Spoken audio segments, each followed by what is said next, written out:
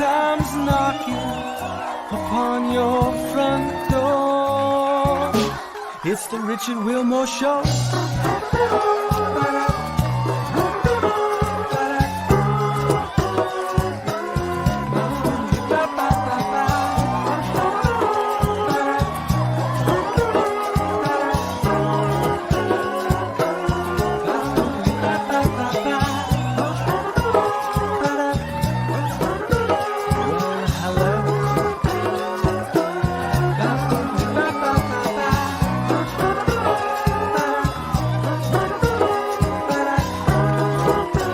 I can hardly handle I get to talk to John McDaniel.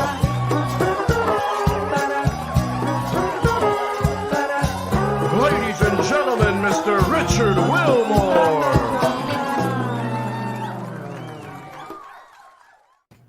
What's up, everyone? Welcome. It is Monday. Lesley, you're here. Yes, I see you in the green room. Thanks for coming. Welcome to the season 4 premiere of the Richard Wilmore Show. This show started a very long time ago. And this is episode 100, and I cannot believe we got to 100 episodes. I have so many people to thank, but I'm only going to name a couple because we have things to do today, so I'm not going to keep you all day. But Jeff Lottie, who will never, ever see this video, I'm almost 100% positive he will never see this video, gave me my first show in Milwaukee 10 years ago, and so thank you for that. That was a dream come true, and actually we have one of the very first guests that I ever had, Lesley Kagen, on the show today. She was guest number 2 on that show, and she's going to be here. Jay Wilmore, my ex-husband, I have to thank him. He, if there was a producer of all producers, he pretty much paid for everything you're looking at right now, and then we got divorced, but he let me keep it. So there we go. So that's exciting. So thank you, Jay Wilmore. He might see this. I'm not sure. All of our sponsors throughout the year, we've had a lot of sponsors, and you've helped so much, and it's been really great to connect with the community that way and really be able to showcase great companies out there that are doing great things. If you watch later on in the show, I'm going to show you how you can win a bunch of stuff all season long from people online, local in San Antonio, all over the United States. So take some time to watch at the end of the show. This past weekend, I got to co-host the Hearts Need Art Gala. Hearts Need Art is a nonprofit that I work for. We do creative art with patients and caregivers. So before COVID, we were in hospitals working with adult patients and medical staff and their family members doing writing and art and music and anything really that they wanted. It's a great nonprofit that my friend Stanzi founded a few years ago. And we had our annual fundraising gala, all virtual, of course, this year, which has been quite the production to try to figure out in this crazy world. But we raised almost $40,000 on Saturday night, and I thank you all who showed up, all of the sponsors for that. It was really fun. Roma for co-hosting hosting the second hour. But I wanted to show you a little clip. We did a live painting matched up with spoken word poetry, which is starting to really get mainstream. Thanks, one, to America's Got Talent. I don't know if anybody has seen Brendan Leak on America's Got Talent, but he's a spoken word artist, and he makes me cry every single week or every single time I watch him. And we happen to have a spoken word artist on the gala on Saturday night. So I wanted to show you the video and see what we created. And this video helped us. We auctioned off the art piece at the end of the live painting. And like I said, it helped us raise $40,000. So thank you. When we come back, we have a great show. Case Erickson is here. John McDaniel is here. Lesley Kagen is here. Let's do this.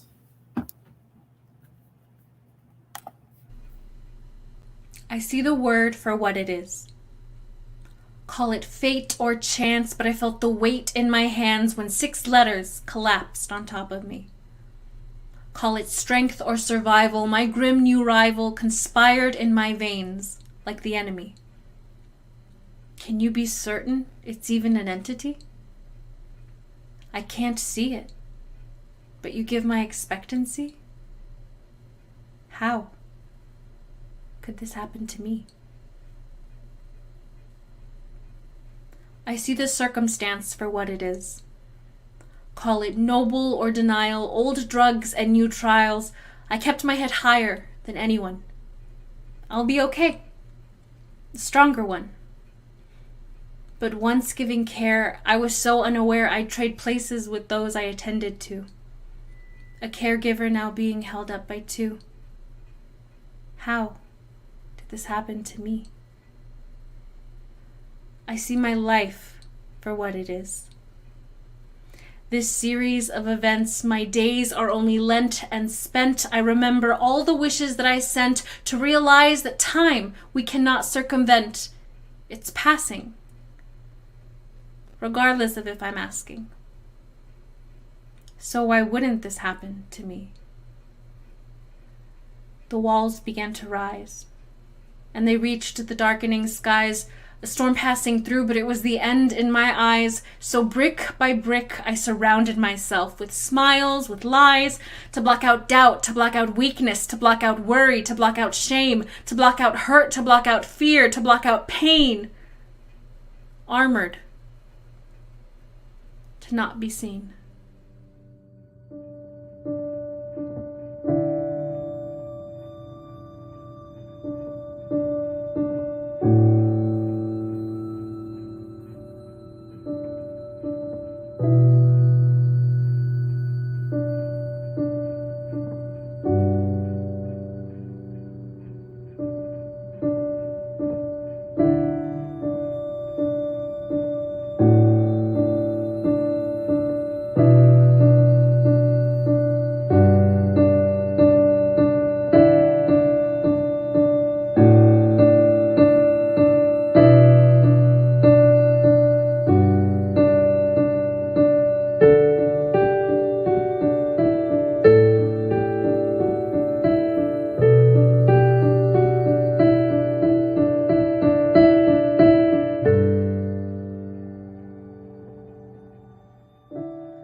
I moved forward with time.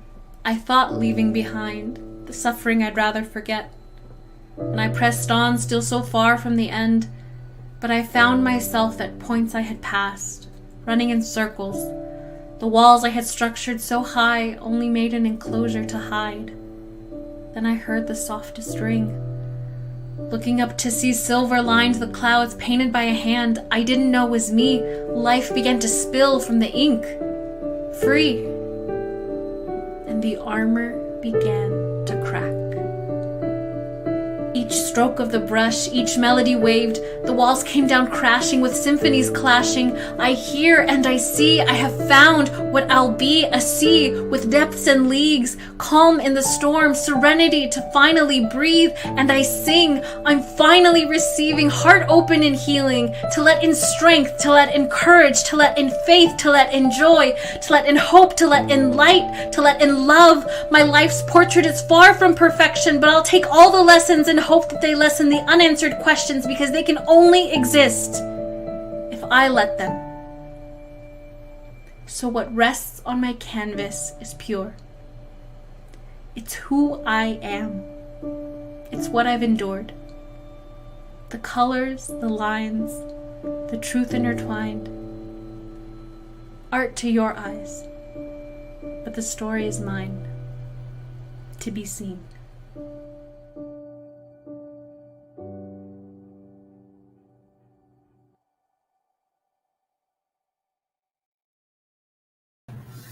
It's a beautiful poem that makes me cry every time I watch it.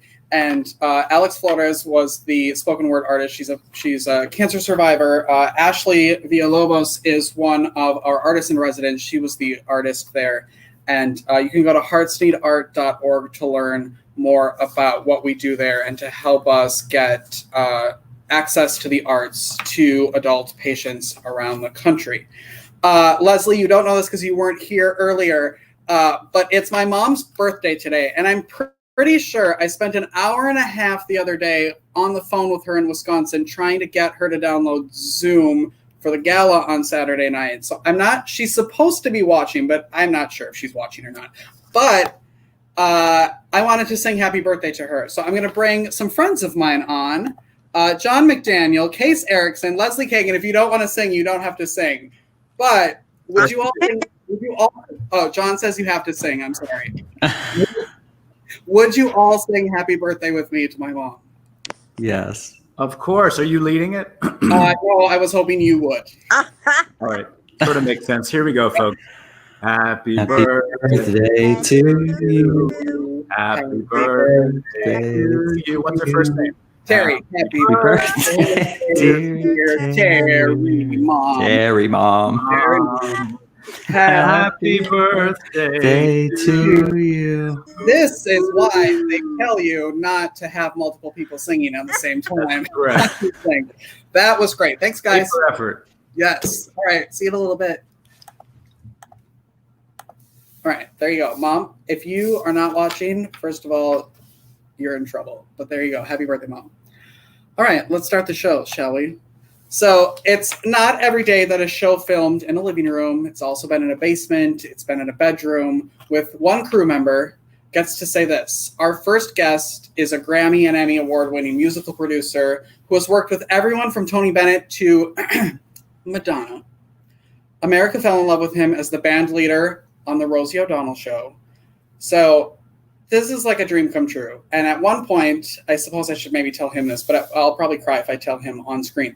I used to pretend to be a talk show host in my bedroom, like no cameras, no nothing. I would sit there for hours on end and just play talk show host. And he was one of my guests one time during the run of the Rosie O'Donnell Show. So please welcome Mr. John McDaniel. And hi, John. It's happening. It's happening. This is you. This is so strange. Okay, two things. Number one, I saw the Rosie art on the wall behind the curtain thingy. Yes.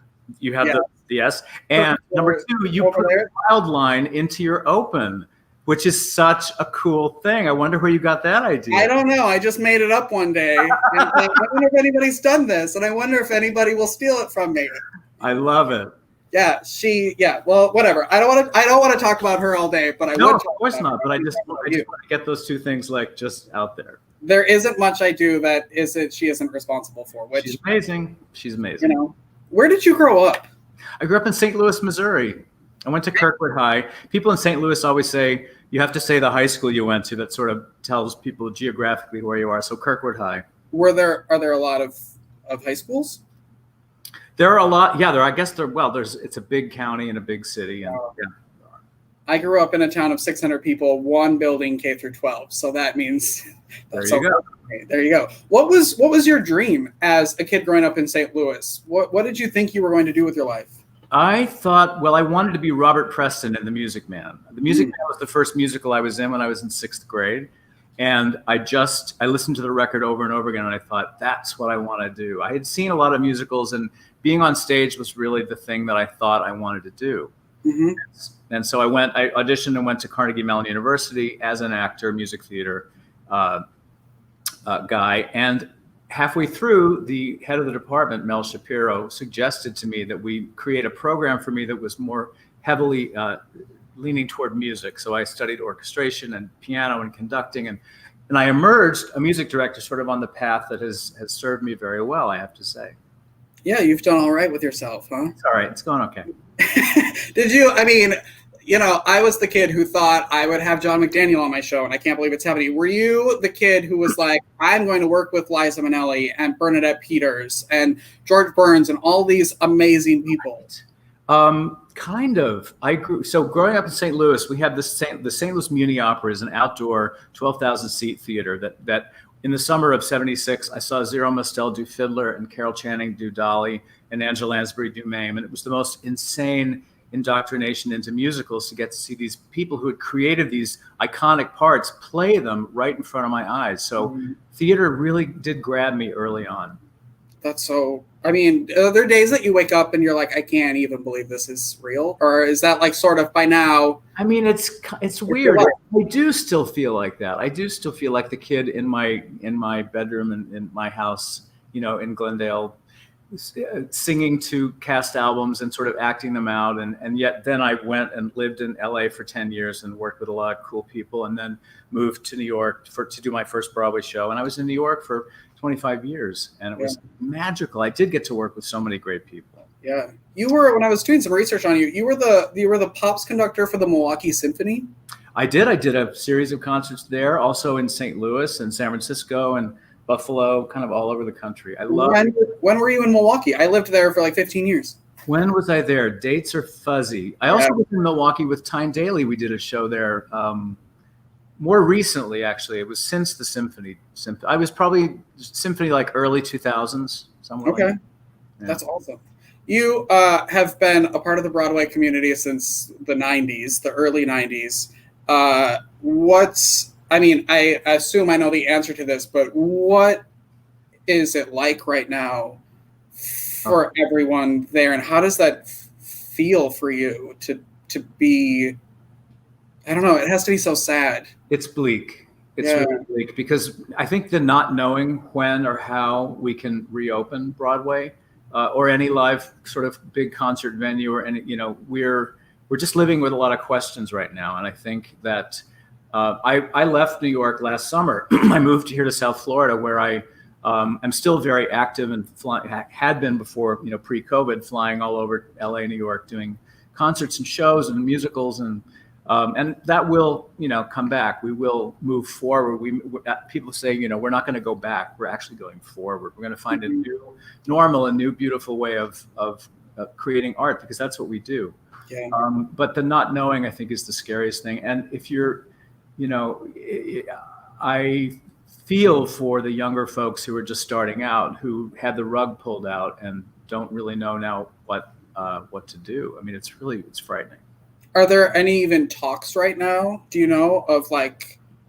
There's constant talks. There are the League of Broadway Theaters is constantly assessing and figuring out when might it be safe. But theaters on Broadway, the backstage is very, very cramped. So there's social distancing as it is currently existing is impossible, virtually impossible. We have to find a way.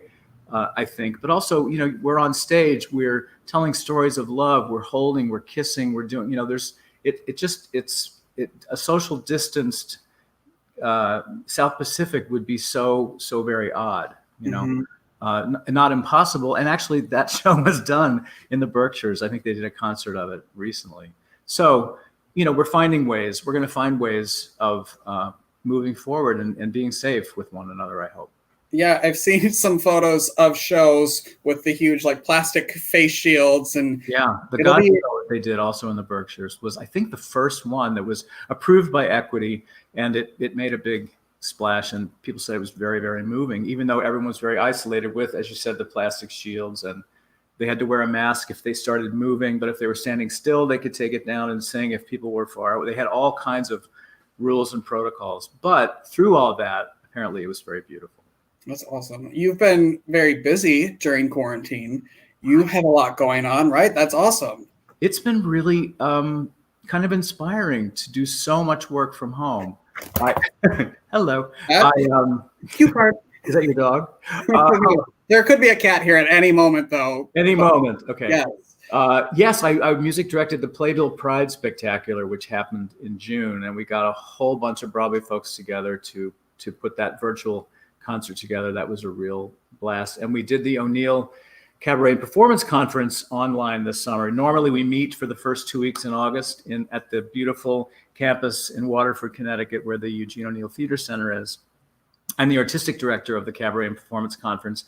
This was my 8th year. So for 7 years, we'd been converging, together in Connecticut and doing this beautiful thing. And this year couldn't gather. So we moved it online. And actually, it was surprisingly beautiful. We got a lot of really exciting work done, and I think people learned a lot. And it was thrilling to know that we could do it that way.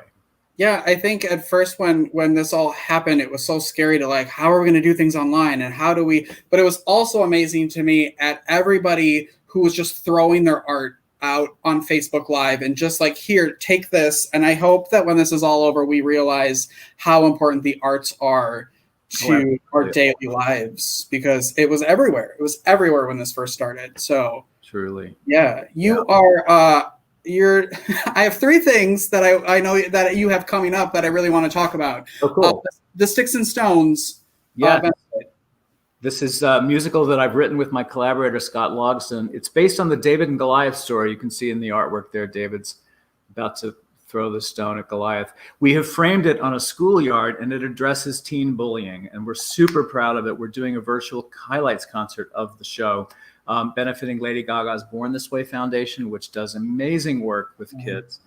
So you saw the cast, Audra McDonald and George Salazar and Javier Munoz and Michael Kilgore and Joshua Colley are our Broadway leads. And then, Rich, the best part is that we threw open video submissions from all over the world.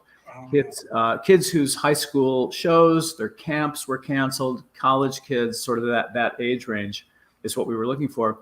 And we received over 1,000 video submissions, and everybody was great. I have to say, we could have cast 100 concerts, but we have 96 kids from all over the world, from New Zealand and Japan and Germany, Ireland, and all across America, who are joining together to be a part of this concert. It's really, really exciting. That's so awesome. And then you're on Facebook Live every once a month. Once a month now. Yeah, there's my thing, Sunday Tea with John McD. I started doing a Mother's Day. I started doing a weekly thing. So between Mother's Day and Father's Day, I did it every Sunday, and I found that to be really hard. Do you do your show once a week? How do you do it? I do it once a week. Yes, it's a lot of work. No, it's a lot of work, and it was like, and I had other stuff going on, and I felt like I wanted to give the show my all. So then I decided, okay, once I did 7 weeks between Mother's Day and Father's Day. Then I thought, all right, I'm going to do the first Sunday of every month, and that feels really good to me. So that's what I'm doing. The next show is October 4th, which is my mom's birthday. Oh, well, I'll come on and sing happy birthday if you want me to. No big deal.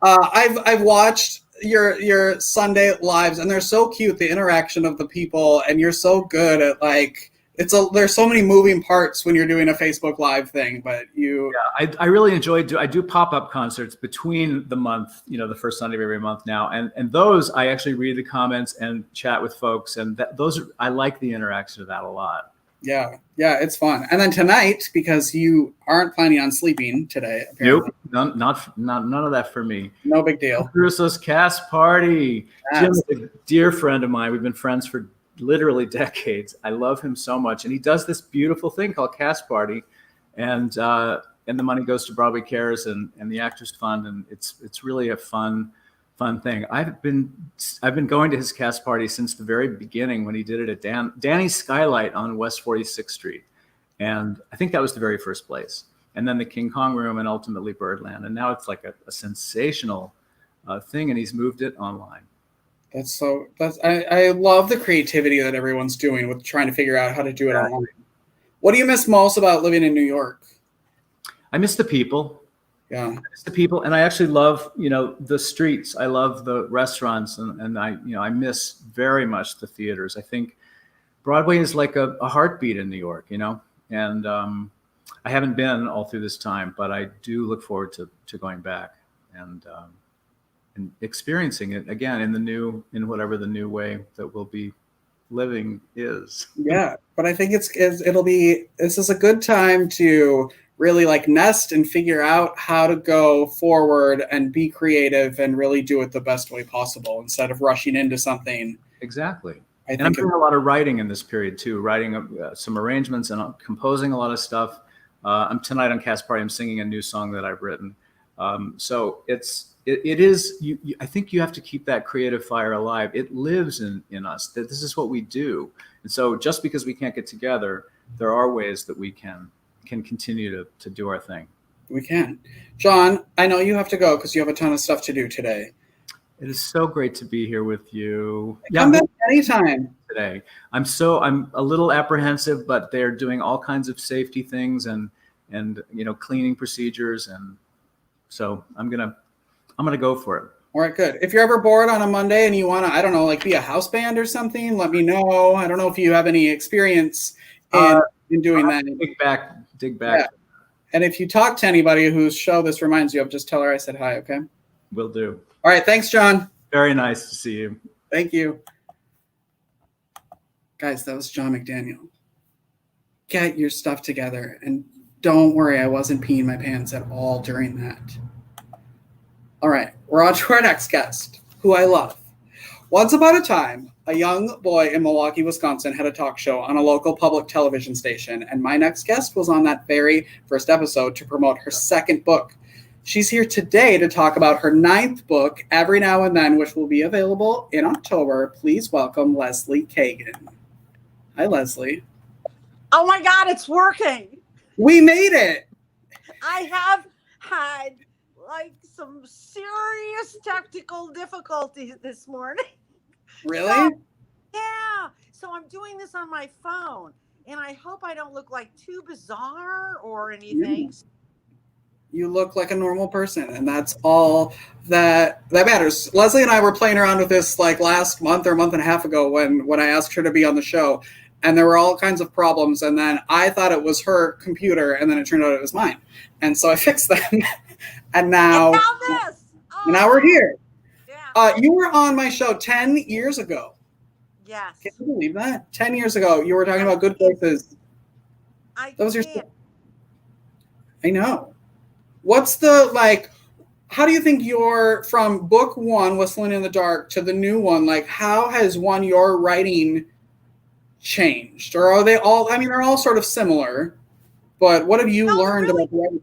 I mean, they're not. People say that, but to me, they're not similar. I mean, I'd like to think that they're all good, Right. but there are some that are coming of age stories. There are some, like this one, that are written from the perspective of a 70-year-old woman.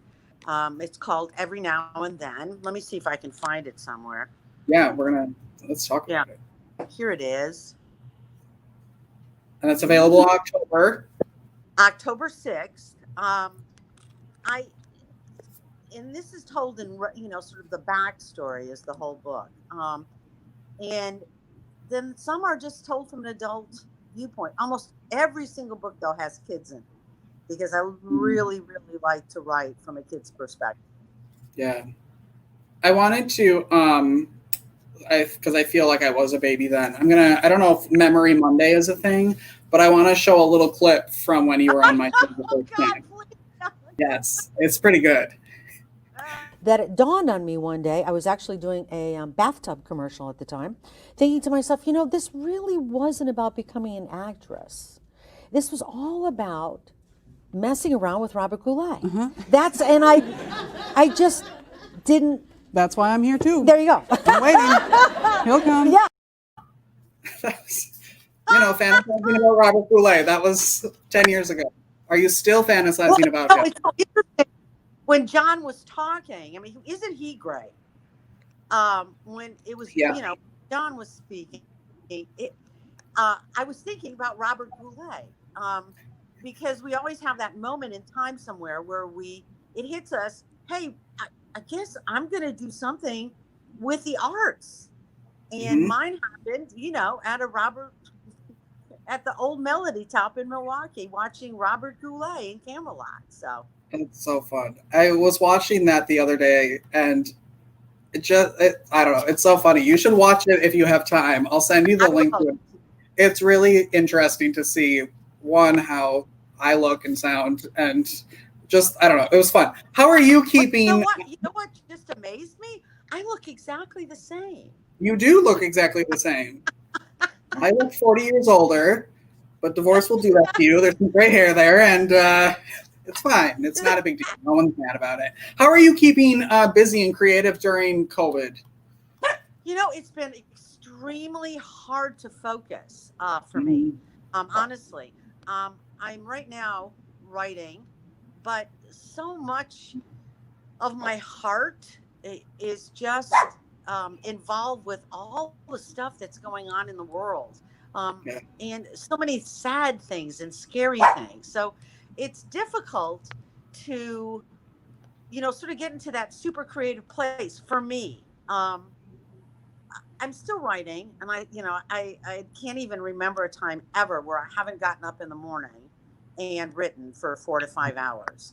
Wow. But I'm finding it's not exactly, it's harder for me to get into the stream of it, I think.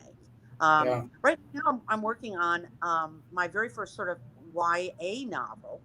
And that's been a real interesting thing. But back to your original question.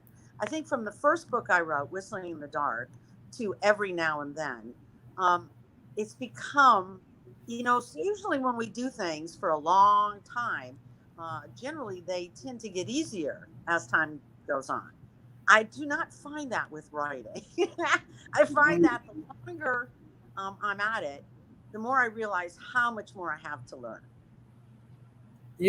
So it's coming out. I want to put it up here so people can see it. Every now and then.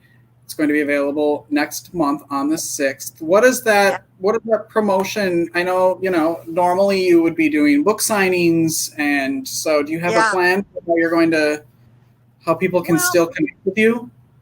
Well, I'm gonna visit with people virtually. I have a wonderful thing tomorrow with a bookstore in Minnesota called Excelsior Books and Excelsior Bay Books, and all sorts of things. I mean, you just sort of have to do like everybody is doing, trying to pull together here and there, everything, all of us just pulling together and saying, okay, yeah, we could do this and we could do this. Hey, I think I'll go say hi to Richard, all sorts of different stuff. So, and I will be heading to like the bookstore in Milwaukee, Boswell Books, sign books. But, once again, we're just not at that place, which is really hard for me because a lot of authors don't really love sort of bookstore visits and things like that, because generally, at least I've found, so many writers tend to be introverts. And to take that, your introverted self into the public can be difficult for some people. Some authors rock it, but some it's much more difficult. I love it. So it's hard, it's hard that I can't, reach over and hug somebody, and say, hey, thank you for coming. Thanks so much for buying my book. And that's a really huge part of the author experience that I really miss. Yeah, taking the time to hug someone and thank them for taking their time to come and spend their money on something that you've created. It's hard when you don't have that interaction. It really is. It's not unlike, what John was talking about. I mean, when you are in a show, for instance, and, that immediate response in John's case, it's applause. And for me, it's just that being able to see, people's faces and interact and have questions and answers and all of us just sort of building off one another during an event. I love that. And that's a loss for me. Yeah, it's tough. It's weird I started my show in a basement, but it's weird to now it's just me hanging out here. Like there's no audience. It's weird to not have that interaction when that's kind of what you need for what you do, Exactly, it is, and it's hard for me now. I mean, I spend a lot of time with people generally in my life, and that's not happening anymore. I mean, I like to be able to watch people, talk to people, see what's going on with people, listen to people, because that helps me with my writing so much. And so, it's really, really changed. Yeah. You grew up in Wisconsin. You're living in Wisconsin. I grew up in Wisconsin. I lived there for 30 years. You did spend some time in California. And I know we talked about it when you were on the show the first time. You were on Laverne and Shirley, which I love. That it was like they're set in Milwaukee and you were out there, but on the show. Can you also, I could have just, I guess, reran most of that interview because you talked a lot about how much fun you had on that show with them. But can you talk about that experience of living in LA? Well, living in LA, it's really different than living in Wisconsin. There's just a whole different vibe, about living in LA. And as an actress, I was busy. I got so lucky. I mean, I was on the radio here in Wisconsin working as a DJ and got fired, which is what always happens in radio. So my husband at the time, we put our stuff in our little red car and drove out to Los Angeles. And I'm not exactly sure what we were thinking. I don't know. It's just, you're dumb when you're like 25 years old. So we got there and we didn't have a job. I think we were down to our last $150. So luckily, we got taken in by one of my sisters. And the next day we got jobs at this fantastic, legendary retail record chain called Licorice Pizza. And I started writing and producing and voicing all their commercials, like the next day. So you pretty much couldn't go on the radio in Los Angeles during those times without hearing, "Hi, it's Lesley from Licorice Pizza." And so I got to do a lot of, commercials, thousands and thousands, really thousands of commercials. And from there, I went on to on-camera stuff and did lots of on-camera commercials, like chocolate, and just every product you can think of. And then I said, "Hey, this is going really well. Luck, luck, luck." And I'm going to try to do some TV shows. So I got a theatrical agent and got an audition over at Laverne and Shirley and got the gig. So I guest starred on Laverne and Shirley. And the girls were, I should really say this, I guess, but oh well. The show was sort of notorious for being difficult to work at. So actually around Hollywood, other actresses and actors would call it Laverne and Shirley. But the guys who played Lenny and Squiggy were hilarious. And so I had a great time. It was astounding to me. It was just it was so bizarre to have been from Wisconsin, working at Laverne and Shirley in a roller skating clip. It was sort of a dream come true. And then I did some movies of the week, and I did a lot of looping for movies as well. So I would be putting in other people's voices and stuff like that. So I was really busy, but then I got burned out. I was doing a lot of writing, I was doing a lot of performing, and I wanted to have my kids, and that's what I did. Does it seem like a lifetime ago? Yeah, it really does in some ways. That's the weird thing, like what I'm talking about, what I'm writing about in Every Now and Then. I think time is such an illusion, and the older you get, the more of an illusion it becomes. It does not feel like a long time ago. So I'm not sure so much about the past and time being so far away. It seems like time works for me anyway, almost like working on a parallel situation. And that's what the book is about, so much of it, that sense that there are a lot of issues in this book that I discussed: mental illness, homosexuality, racism, that sadly, in so many ways, yes, we've made progress. This book is set in 1960 in a small town in Wisconsin. We've made progress, but certainly not as much progress as I thought we would have shown. We're talking, 60 years ago? It's in that sense of that sense, like, well, shouldn't we be further along than we are? And how that past affects that present, and the sense of time, and how what we do and how we act affects everything from when, from here we go from this point to this point to this point. So it's time is an illusion. It is. And I think, well, I don't know if maybe you had this experience when you were in California, but here in Texas, the weather's always the same. So it's hard to figure out time of year, like when you did something. Like in Wisconsin, you could be like, oh, last fall, because you knew that it was cold, but there wasn't snow. And then, like in the winter. But here it's like, I don't know, that could have happened a year and a half ago, or it could have happened yesterday. I don't understand, because it was still 110 degrees out. Yes. So I don't. There's a definite the same thing in California, where you, I can remember one of the other reasons why I wanted to come home. Well, other than missing Mamma Mia's pizza and garlic bread and cream-filled coffee cake, I miss the people a lot in Wisconsin. There is a sense of humor here that runs through people, that I find so many of the people really funny, just naturally funny people. I also missed thunderstorms and just the weather. Now, when 1st January rolled around, I thought, are you insane? What? Mm-hmm.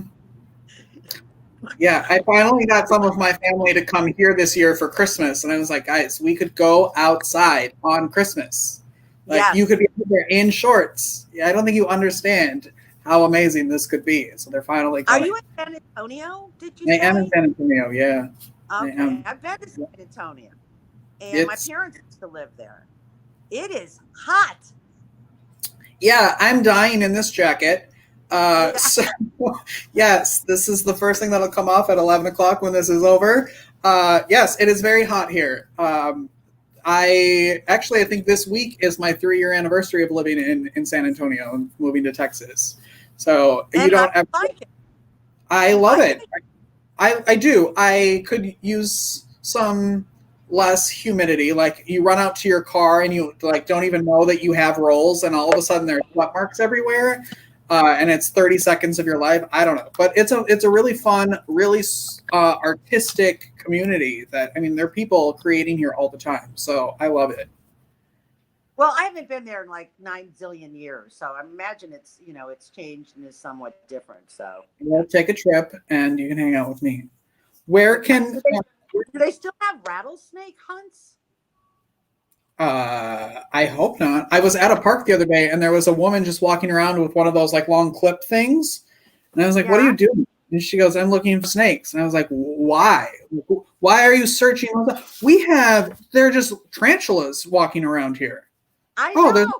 Like, what are we doing here? And cockroaches the size of like turtles. And it's very strange. There are a lot of bugs here. That would be my least favorite thing, is that you never know. I ran into a wild boar within the first couple months I was here at a park. Listen, there's a lot of wild boars in Wisconsin too, believe me.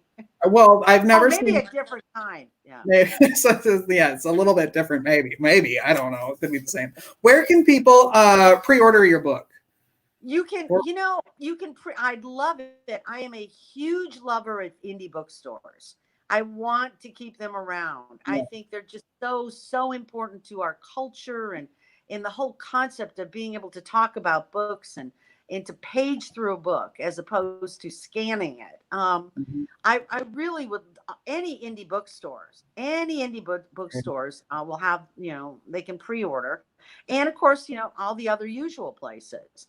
But if they have the ability to choose an indie bookstore, I'd really prefer if they did that. I love that Boswell is still open. And I first heard of Lesley when I worked at Borders bookstore. I don't know if anybody remembers that bookstore anymore, but I worked there for like 10 years, and that's where I first heard of you. So yeah, that was a great store. It was a fun store. It was. Yeah, I mean, it's just we have to work incredibly hard now to hold on to these things that make us people and not part of the gigantic whatever it is. Yeah. The whole social media, internet kind of thing. And that's why I live in a small town. I want to shop locally. I want to go to independent bookstores. There are things that are really, really worth fighting for. And those are a couple of those things. The main ones. Yeah. Lesley, thank you so much for hanging out with me. I'm glad this worked. You're amazing. I love you. And, I love you too. I'm so happy to see you and doing so well and having a great time. And I hope you read the book. I think you'll love it. Of course. Lesley Kagen, everyone. Thank you. I know, there should be clapping. Case is back there clapping. I need a clapping laugh track, I think. Something has to happen. I don't know. Case, you are finally up. As a father and author who came out of the closet, overcame substance abuse, and lost 40 pounds after selling 3 restaurants and dissolving his marriage, my next guest marries his passion for business, authenticity, and health to empower entrepreneurs to cause more freedom and authentic power in their lives and careers. His book, Coming Out by Going In, is a collection of short stories that brings together the commonalities of authenticity, vulnerability, and courage. Please say hello to Case Erickson. Hi, Case. This is for Lesley. Yes. I know. We didn't figure that out. There needs to be a laugh track, a laugh track and a clap track somewhere. How are you? I'm good. How are you? Thank you for having me. Of course. For the 100th. I know. Way to go on 100. How do you feel? Old. Old. Yeah. Old. It's like that. Like I was saying, that first show that I did with Lesley 10 years ago, like how different it all seems. Yes. And it's crazy how quickly time flies. But Yes. I'm happy I get to do this and talk to people. You and I would never have talked otherwise. Yeah, So for you were sure. supposed to be on a long time ago, and then COVID happened. Yep. COVID. How have you and your kids? How many kids do you have? I have 2 that I know of. How are you guys handling COVID? Are you homeschooling? Yeah, so that's why I was like, I don't know if it was like, because it was like the video was like glitching out. So my son is in one room doing his virtual classroom, and then my daughter is in another room doing her virtual classroom. So we're all Zooming and StreamYarding or whatevering right now. So it's okay. I mean, they're 14 and 10, so it could be a lot worse. I mean, they've got some autonomy and some independence, and I'm like, fix your own breakfast, and I feel for just parents who don't have that flexibility or have like babies or toddlers, and just having to navigate those waters. It's challenging. It's been challenging for me since March. They've been home since March. I thought they were coming home for a week for spring break. I mean, dang those kids! How do they do that? They never leave. Not so much. So they go to baby mamas. We rotate with baby mamas, so that gives me a little breathing room for sure. So good, but they don't get it really.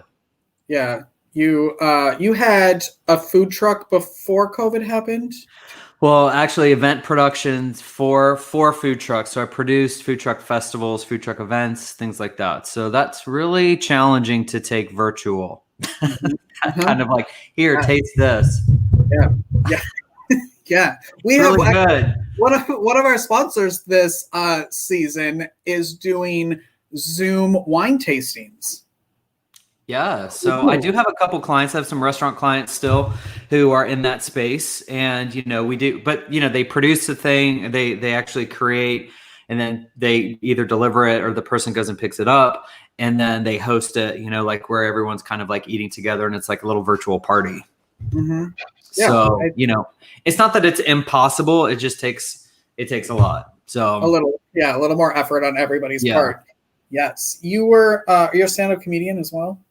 I have done stand-up. Yes. Did you see the Cap City Comedy Club is closing? Yes, I did just see that. I have so much sadness over that. Like I only performed there a couple times, but man, what a landmark. I know, it's all of these places that I love going, all the theaters, all the comedy clubs, all these all the little, I'm trying to go as much as possible and do all of their, like some of the theaters are doing Zoom events. I'm trying to go to those just to help support because it's so important right now. You are also transitioning back to your stand-up, which doesn't happen a lot in stand-up. There's a lot of alcohol and drugs in stand-up. Yes. But you're sober. So what is that like as like to kind of watch it? I used to be a DJ in a bar, so I would be sober and watching all of the ridiculousness happening. And it's a very different viewpoint. Well, yeah, I mean, I can still tell. I mean, it's just the stories, right? So I still have plenty of stories, right? Mm-hmm. And so sometimes I say something like, I was married to a woman for 14 years. I mean, I was like, I'm gay, but I was married to a woman for 14 years thanks to the magic of alcohol, which is not entirely untrue. So, and that's not true. I mean, that's true for a lot of people, gay or straight. There's some straights who are in straight marriages and they need alcohol to push through to the finish line.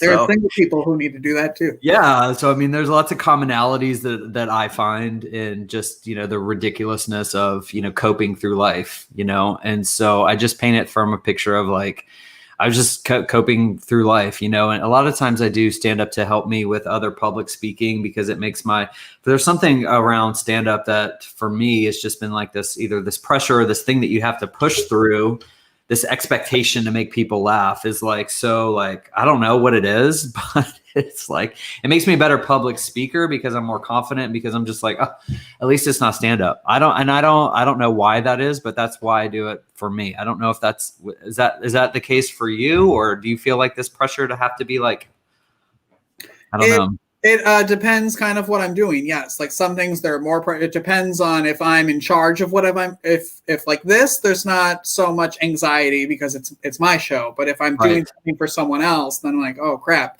I hope I don't screw this up for them. Yeah. But for me, I'm like, well, I don't know. Who am I going to yell at? Myself? I don't know. There's no one here. So what am I supposed to do? You work a lot with Gay Men Thriving. Yes. Can you tell everybody about that? Yeah. So friends of mine own the company. They founded it probably around 3 years ago. And I wasn't in a space to be able to contribute to them directly because of everything that I had with event production and food trucks and all this other stuff. And, as things kind of like started dropping like flies, I was just kind of putting the feelers out there. I say daddy was working the streets. I'm like, this is everything I can do. I can do marketing, I promotion. I mean, what you need? I can wax your car. I wax your ass. What you need?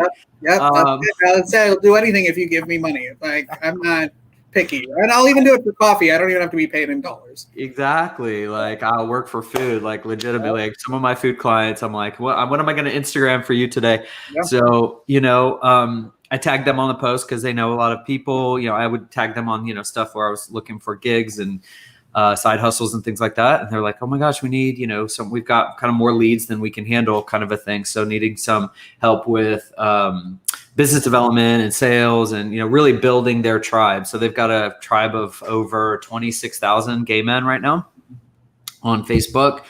And really, men who are looking to create more love in their life. And so it was it's been really great aligning with them because their vision is, let's really get to the space of, where gay men are like the lighthouses and we have more love in our lives and, self-love and worthiness and all this other stuff. So it definitely is in alignment with a lot of the messaging from my book was about, coming out by going in, and it's like going internal and reflecting and kind of detoxing. It's like religious detox and all this other stuff. So their structure is around relationships and how to manifest relationships. And so it's been a really good synergy for me because I'm, very life coachy and I go into the group and do my motivational rah-rah and the cheerlead and all the other things.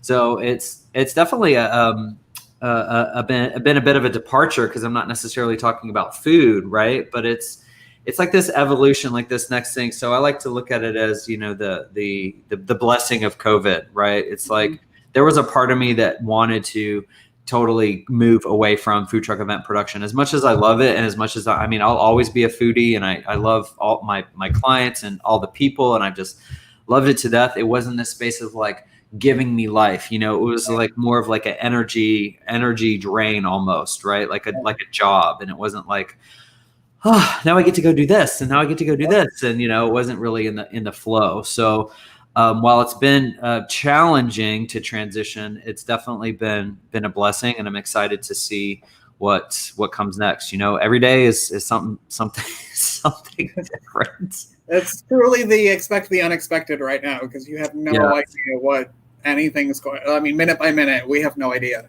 Yeah. How long did it take you to write the book? What's that? How long did it take? How long? Yeah.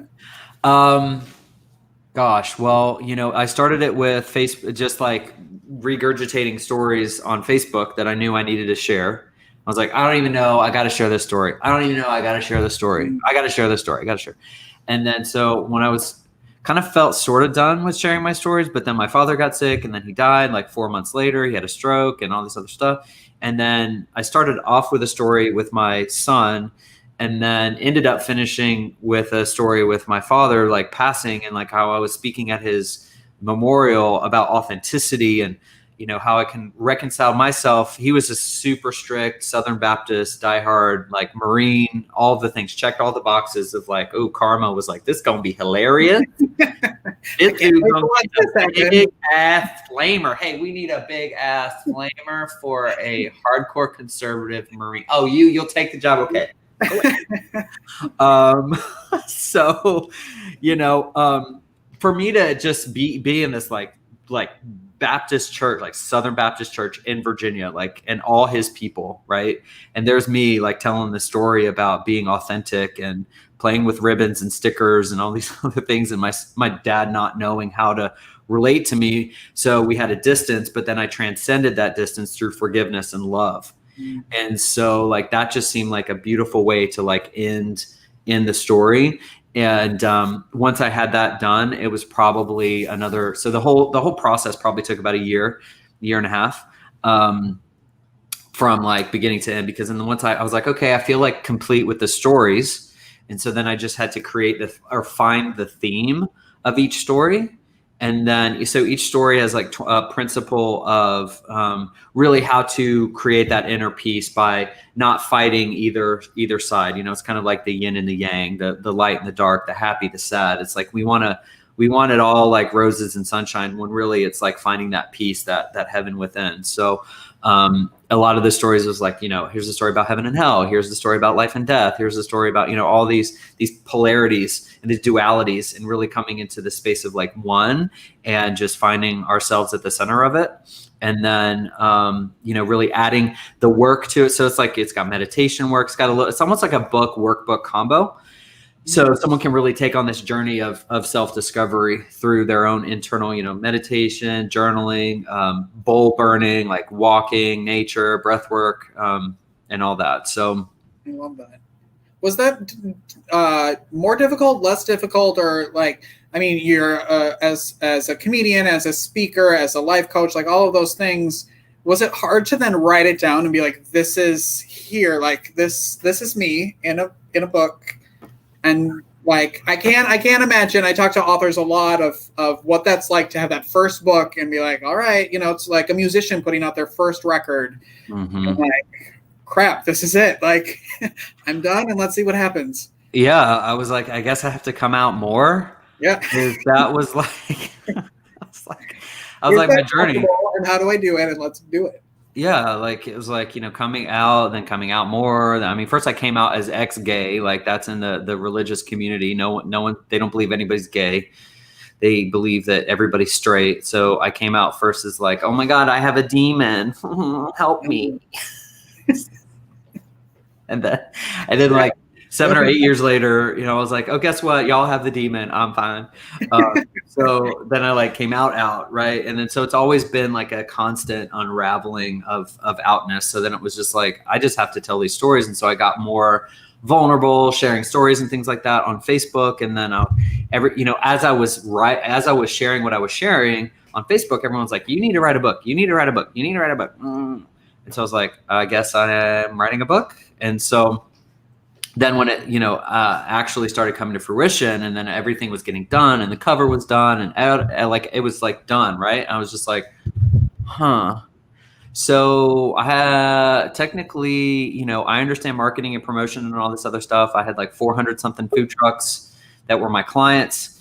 And I'm like, I'm not like, hi, I'm Case, I'm gay, but you know, it's like in my body, like I don't hide it either with them, you know? Yeah. And so for me, it was like another layer of like, when I started like, hey guys, just so you know, I came like, if you're writing a book, you tell everybody, you know, you're waving that, you're like, buy my shit, you know? And it's 'cause I'm like, I'm passionate about it too. I'm not just like, okay, buy my shit, right? I'm just like, I just feel like I can't not, right? Yeah.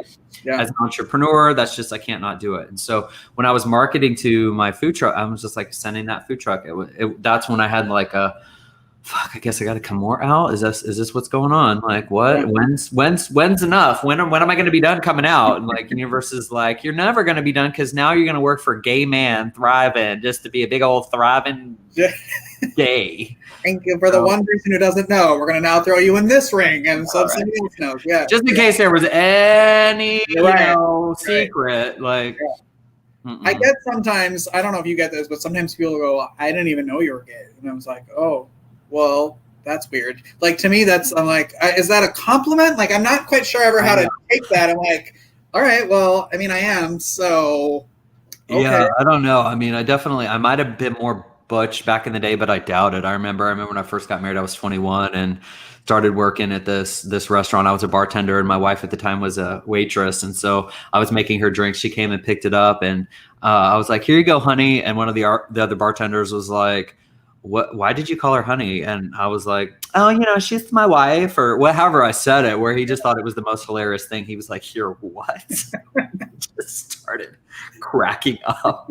And you were like, no, I'm serious. I was like, what? She's my wife for real. I'm not kidding. She's great. We're in love.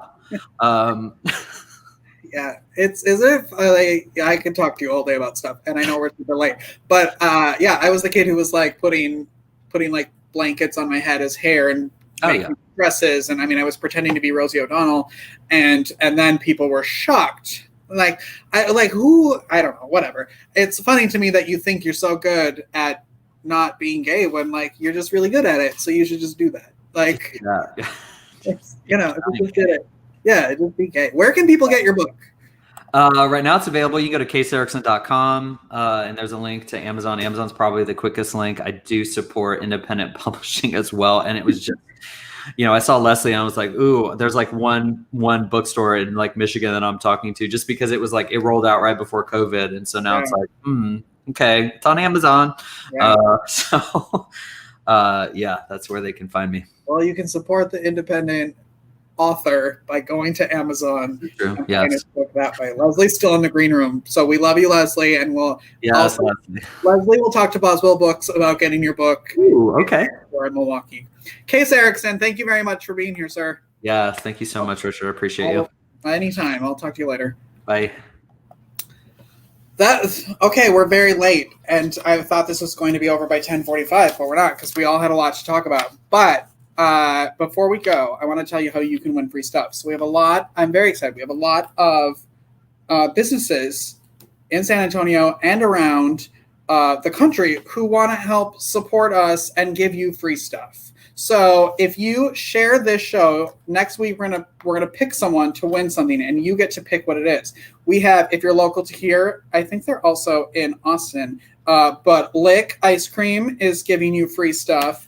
Tedx is a company here in San Antonio. They're giving you free stuff. They're actually part of, this is where I'm going to be tonight. There's a new vegan restaurant opening here in San Antonio tonight, and it's called Hash. And that's where I'm going tonight. And they carry Tedx there. So go there and support them.